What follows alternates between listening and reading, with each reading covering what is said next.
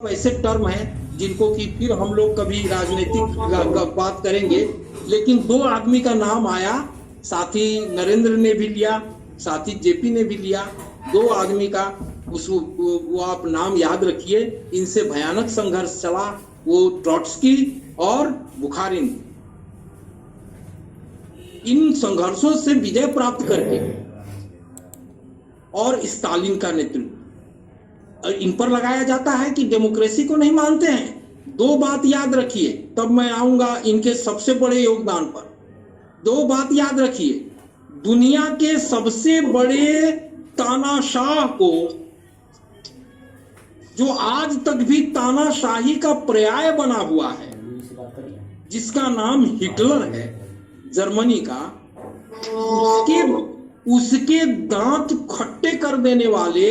व्यक्ति को अगर तानाशाह कहा जाता है तो दूसरे अर्थ में बिल्कुल ये तानाशाही उस समय की जरूरत थी, जिसकी थोड़ी चर्चा भी हुई है कि सर्वहारा वर्ग की तानाशाही, मजदूरों की ही तानाशाही, राज्य में मजदूरों की तानाशाही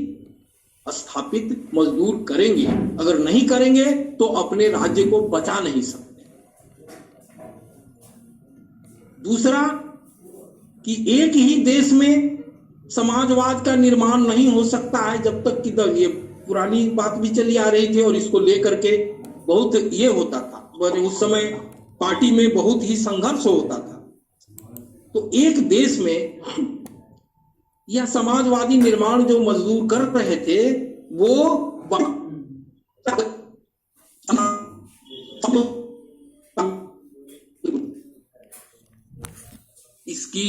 इसकी सारी योजना हम दुनिया के पहले पंचवर्षीय योजना में, जिसकी परिकल्पना स्टालिन के नेतृत्व में की गई, और उन योजनाओं के तहत जो अकल्पनीय विकास हुआ।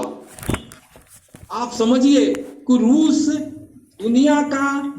एक सबसे पिछड़ा हुआ देश, रूस दुनिया का एक सबसे प्रतिक्रियावादी देश, जार का शासक देश, 1917 से मात्र 1931 आते आते दुनिया का दूसरा श्रेष्ठ देश, हर पैरामीटर पर, हर ये चीज में, औद्योगिक विकास से लेकर के सामूहिकरण से, अभी साथी ने कहा कि 75% सामूहिकरण 31 तरह में हो चुका था जमीनों का, और लगभग 95% से ज्यादा सामूहिकरण 37 आते हो चुका है।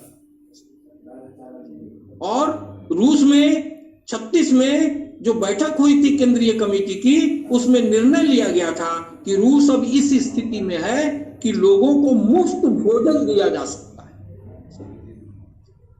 माने अब राशनिंग। जबकि 1917 में जिस समय क्रांति हुई थी और उसके बाद लागू किया गया था,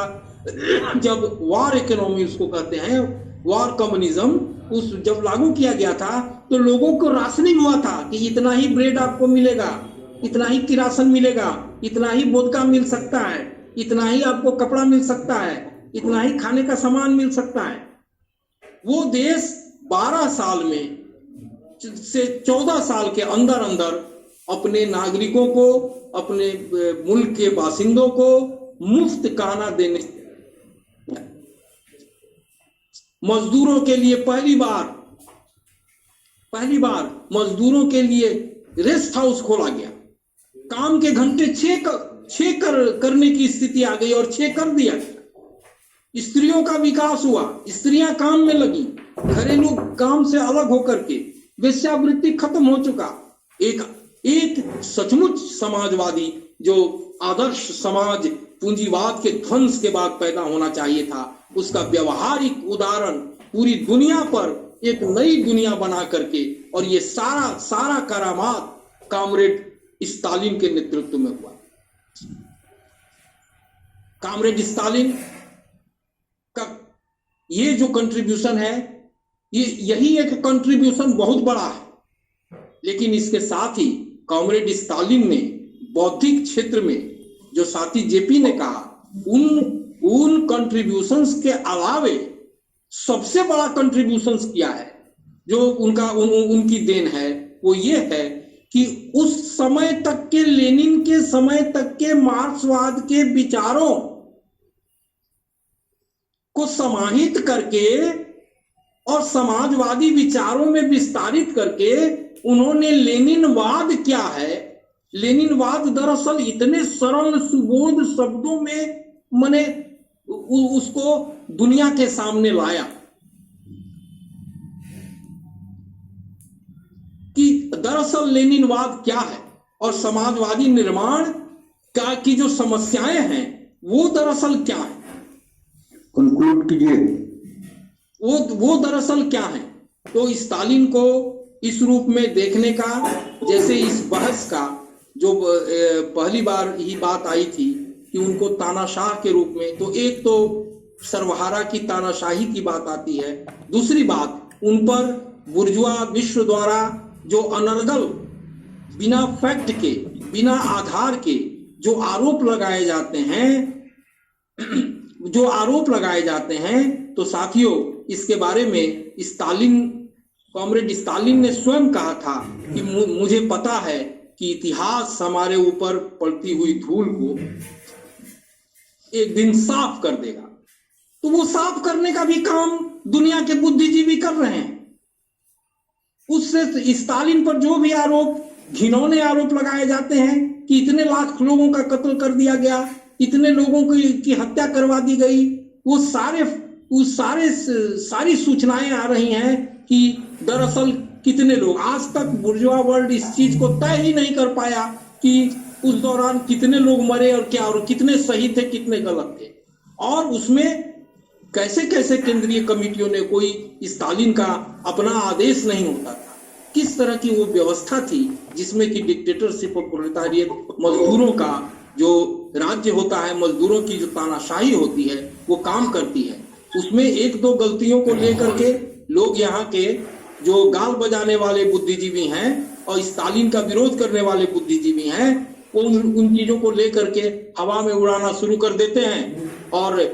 उनको बदनाम, या सिंपल या सीधे तौर पर उस व्यक्तित्व को बदनाम करने की एक साजिश है।